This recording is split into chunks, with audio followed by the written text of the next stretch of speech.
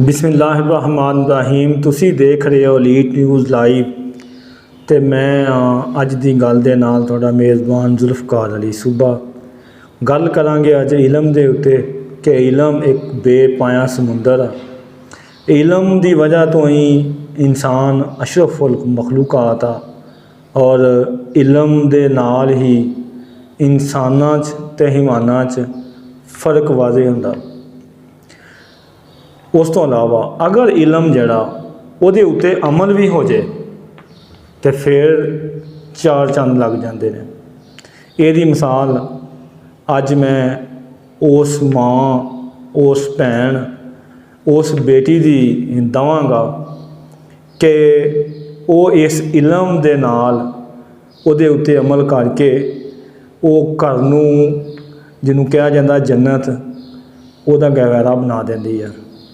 बल्कि एक ही घर नूं नहीं पूरे खानदान नूं बल्कि उन्होंने देख के पूरे का पूरा इलाका भी उहदा इलम तो फ़ायदा हासिल कर सकता। वो किस तरह? मिसाल के तौर पर एक बच्ची आ वो पढ़ी लिखी है, वो किसी गाँव च शादी हो जाती है, गाँव च जाती है, गाँव जाके सारे ही ज़्यादातर अनपढ़ लोग ने। हुण तो खैर गाँव दे विच भी बड़ा शौर आ गया, पढ़न लिखन लग पे गया। तुसीं मिसाल ला लो कि पिछले दौर दीयां गल्लां, साडे माँ प्यो के दौर दीयां गल्लां, जदों कि थोड़े थोड़े लोग पढ़े लिखे सन।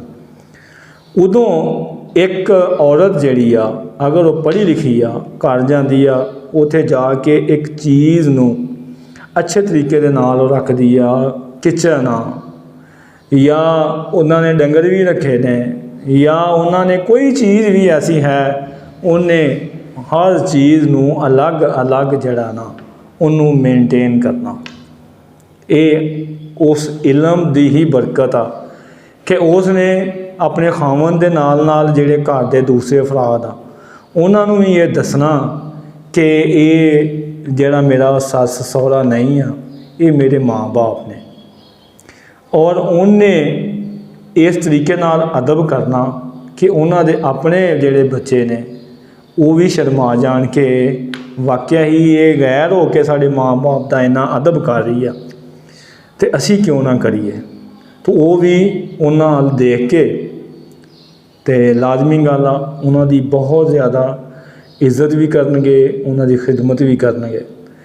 बनता जा रहा घर जन्नत। इस तरीके नाल उन्हों दा अगर जिमींदार आया वो जिमींदार भी जिहड़ा खानदान आ वो अपने खानदान नूं दसेगी, वो मुख्तलिफ ज़राए अबलाग उन्होंने इस्तेमाल करके उन्होंने ज़राअत के नवे तो नवे जिहड़े कानून आ असूल आ ज़ाब्ते ने नवीं नवीं चीज़ां वो भी वो दसेगी।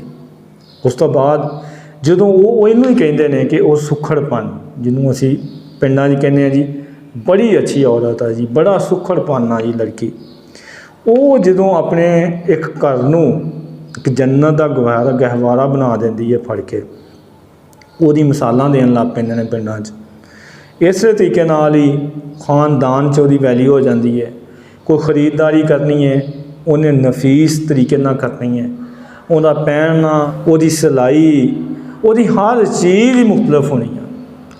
ਉਹਨੂੰ हर बंदे ने मशवरा लैके काम करना, कोई शादी है गमी है खुशी है, यानी कि कोई भी एक अच्छी औरत या एक लड़की या भैन बेटी के रूप चा किसी भी रूप चा तो वो अपने इलम नूं अगर उहदे उत्ते अमल भी वो कर ले तो वो अपने नसीब अच्छे बना सकते हैं। बाप जड़ा दुनिया की हर आसाइश अपनी धी नूं वो दे सकता, दुनिया की हर चीज़ उन्होंने वो कमा के दे सकता, लेकिन नसीब अच्छे वो गारंटी वो नहीं दे सकता।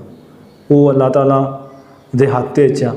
हाँ उस तो बाद वो औरत जिहड़ी दूसरे घर जाती आ या किसी घर भी वो आती आ तो वो इस चीज़ नूं अपनी अकल नूं अपने इलम नूं शऊर नूं उत्ते अमल करके वो अपने नसीब अच्छे बना सकती है।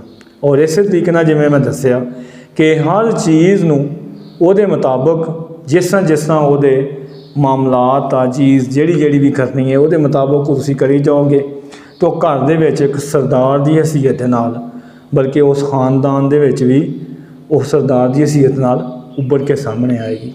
ये नाल ही मैं अपनियां भैणां नूं अपनी बेटियां नूं जिहड़ियां साडे वतन दियां साडियां और जितनियां भी इस कौम दियां ने उन्होंने अगे मेरी यही दरख्वास्त आ कि जिहड़ा तुसी इलम हासिल कर रही उहदे उत्ते खुदा दा अमल भी वो लाजमी करो।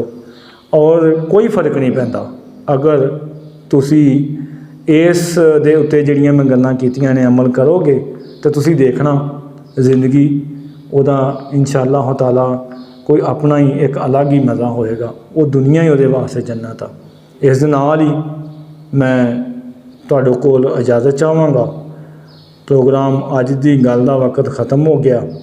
साडे चैनल नूं सबसक्राइब करो और हर वीडियो देखने वास्ते जिहड़ी इहदी बैल है उन्हें पुश करो और लाइक करो शेयर करो। अपना बहुत ख्याल रखो। अस्सलाम वालेकुम।